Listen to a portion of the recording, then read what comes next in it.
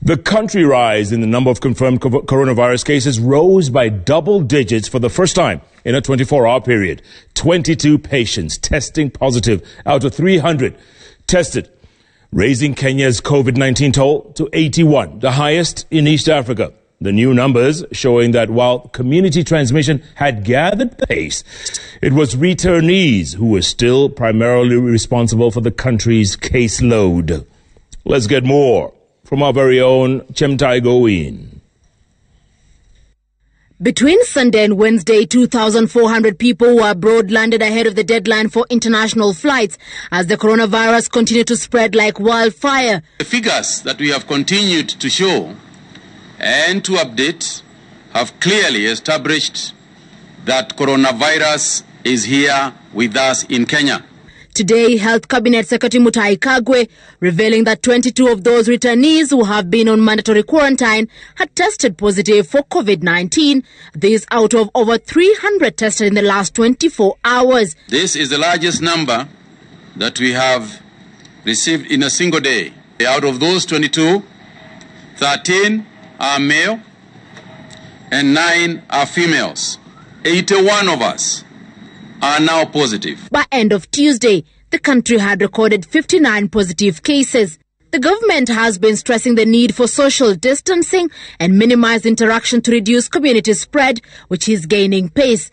If you have one person affecting so many people, then you can understand that there is a very high chance that the person next to you has also been exposed.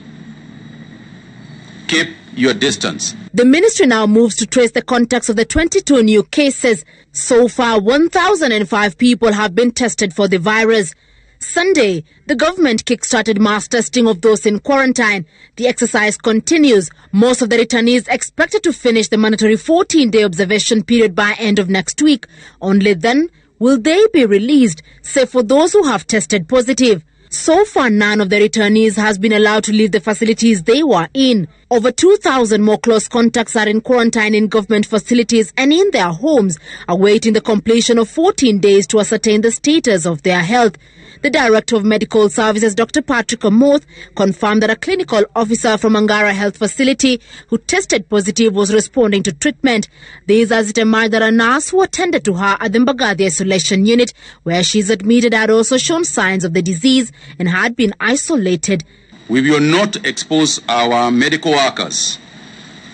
And at the moment, anybody facing any patient, any suspect, anybody going to do any tracing is in medical gear. The ministry says it is making headway in flattening the curve by working with various government agencies to track down and monitor any suspected cases. Kagwe adds that while the government may consider lockdown, and we will not make steps irresponsibly, Kenyans should prepare themselves for stiffer measures that the government is going to take, because we cannot, as I said earlier, we cannot behave normally in an abnormal situation.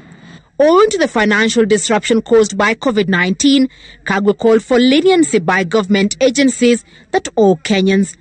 At this time when people are going through the kind of difficulties that they are going through, that people should not be disconnected because of water bills. But we are also asking KPLC, tafadhalini, when people delay a little bit paying, mutuonee huruma jameni. It is day one of the fast that the government projected 1,000 positive coronavirus cases. Today, the Ministry of Health has confirmed 81. Now, the ball is on the court of Kenyans that if they do not heed to the directives issued by the government, then maybe a lockdown may be looming. Chemtai Goin, Citizen TV, at the Ministry of Health offices.